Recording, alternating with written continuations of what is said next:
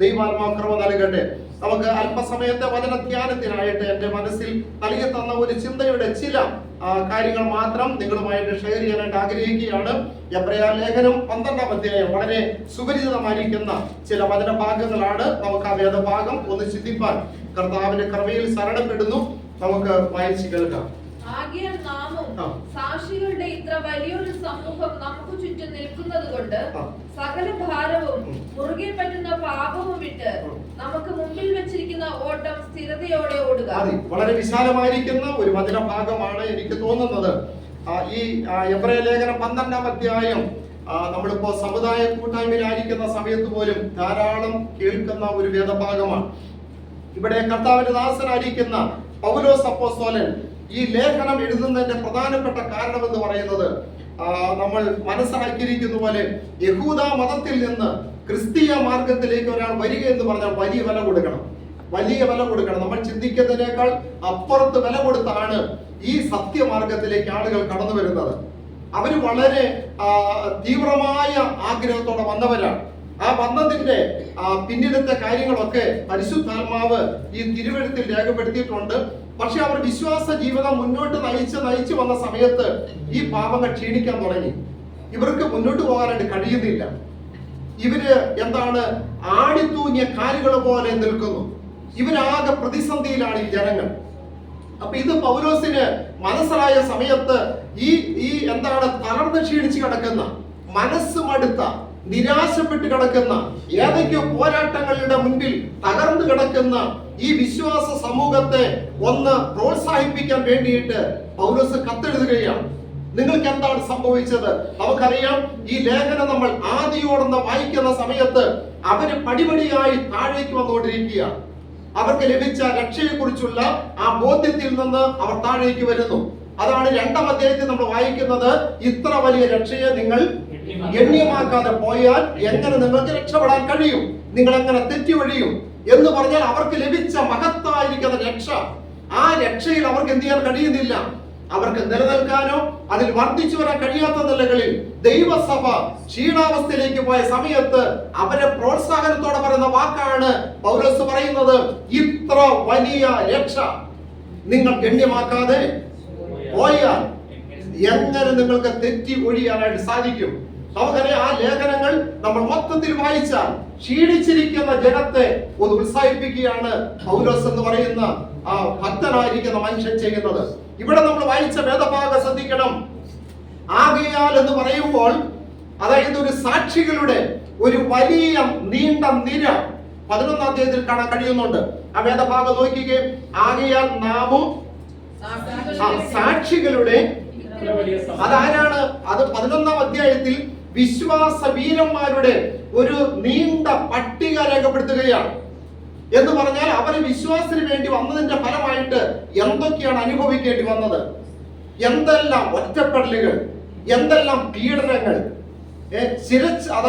ശിരസ് ഛേദിക്കപ്പെട്ടവർ. അതുപോലെ തന്നെ നാം വായിക്കുന്നത് എങ്ങനെയാണ്?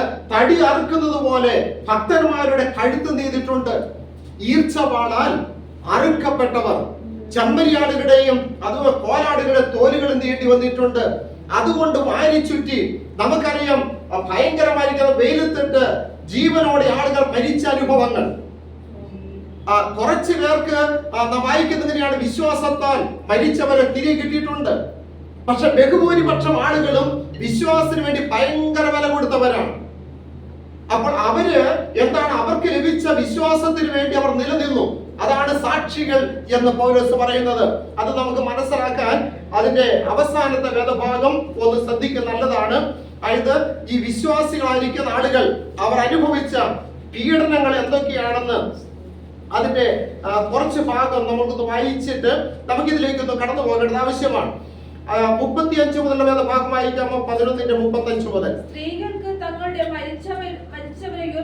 അതായത് കുറച്ച് സഹോദരിമാർക്ക് തങ്ങളുടെ ഭർത്താക്കന്മാർ മരണത്തിലേക്ക് മാറ്റപ്പെട്ടു, എന്നാൽ ആ മരിച്ചവരെ ഉയർത്തെഴുന്നേൽപ്പിനാൽ ഭർത്താക്കന്മാരെ മടക്കി കിട്ടി. പിന്നീട് പറയാണ്, മറ്റു ചിലർ ഏറ്റവും നല്ലൊരു ഉയർത്തെഴുന്നേൽപ്പ് ലഭിക്കേണ്ടതിന് എന്ന് പറഞ്ഞാൽ അവർക്കിനി ജീവിക്കേണ്ട, ഉദ്ധാരണം കൈക്കൊള്ളാതെ അവരെന്ത് ചെയ്തു?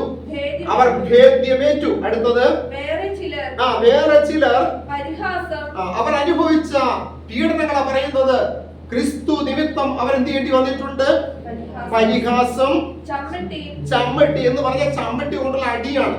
അന്നത്തെ എന്താണ് ഒരു എന്താ ഈ കലികാലം എന്നൊക്കെ പറയാറുണ്ടല്ലോ, ഭീകരമാണ്. നമ്മൾ അതായത് വിശുദ്ധന്മാർ കടന്നുപോയ പാതകൾ എന്ന് പറഞ്ഞാൽ നമുക്കൊന്നും വർണ്ണിക്കാൻ പറ്റത്തില്ല.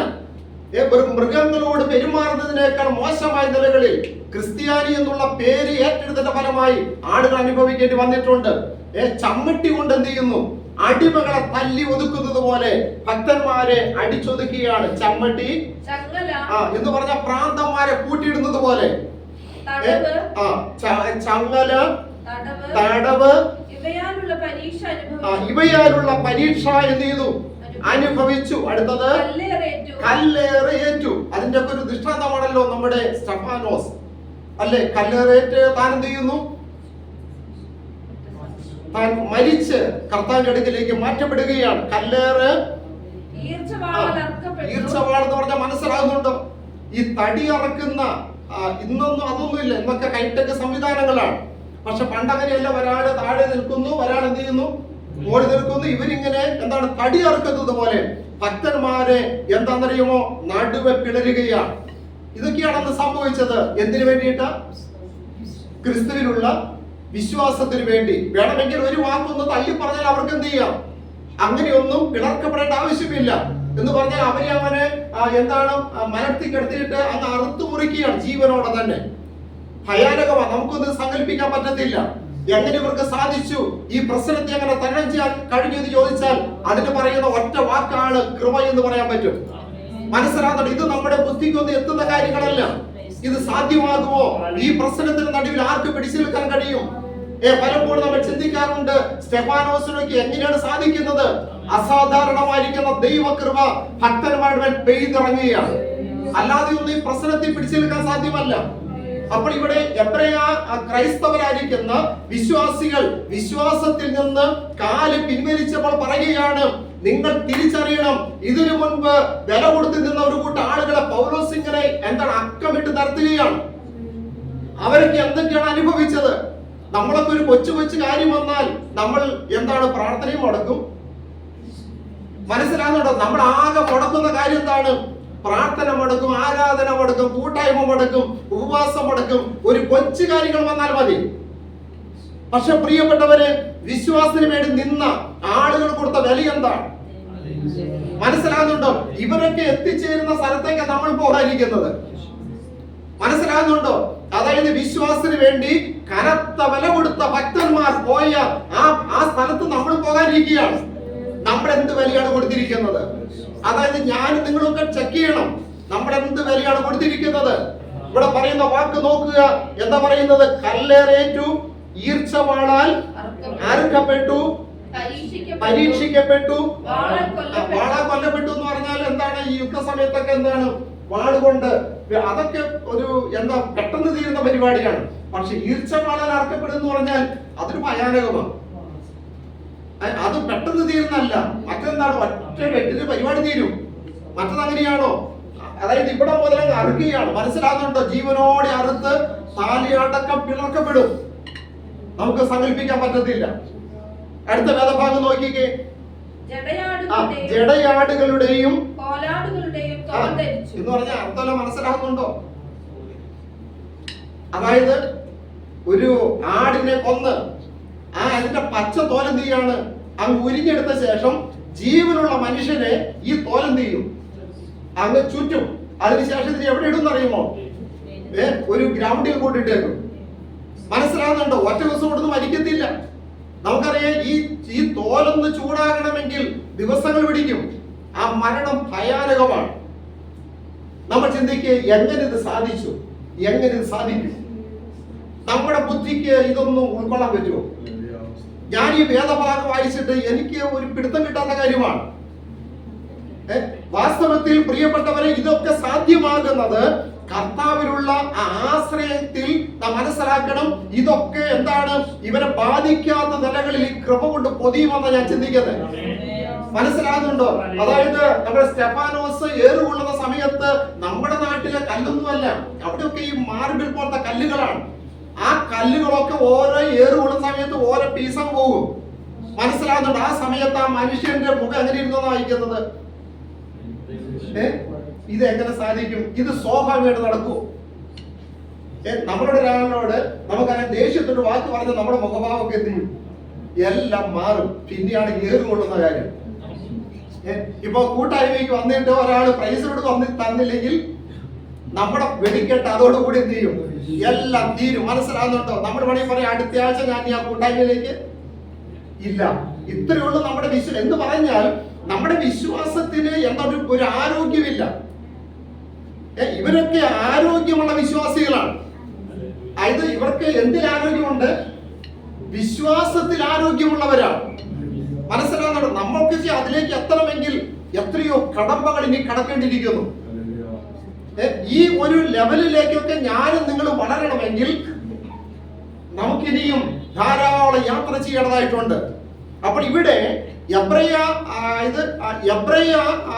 മത സംവിധാനത്തിൽ നിന്ന് ക്രിസ്തു വിശ്വാസത്തിലേക്ക് വന്ന ആളുകളൊക്കെ ക്ഷീണിച്ച് തളർന്നു പോകുന്ന സമയത്ത് പൗലോസ് പറയുക, ദേ സാക്ഷികളെ ഞാൻ നിരത്തുകയാണ്. സാക്ഷികളെ, ഇതാണ് സാക്ഷ്യം എന്ന് പറയുന്നത്. നമ്മളൊക്കെ സാക്ഷ്യം പറഞ്ഞത് എന്താണ്? നമ്മുടെയൊക്കെ സാക്ഷ്യം തന്നെ എന്താ? ഒരാൾക്ക് ആവേശം കിട്ടത്തില്ല. മനസ്സിലാകുന്നുണ്ടോ? സാക്ഷികളെ നിരത്തുകയാണ്.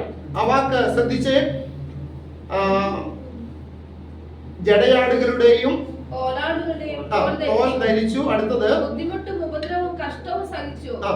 കാടുകളിലും മലകളിലും ഗുഹകളിലും ഭൂമിയുടെ പിളർപ്പുകളിലും നമ്മുടെ ഇന്ത്യയിൽ തന്നെ നടക്കുന്നുണ്ട് അല്ലേ?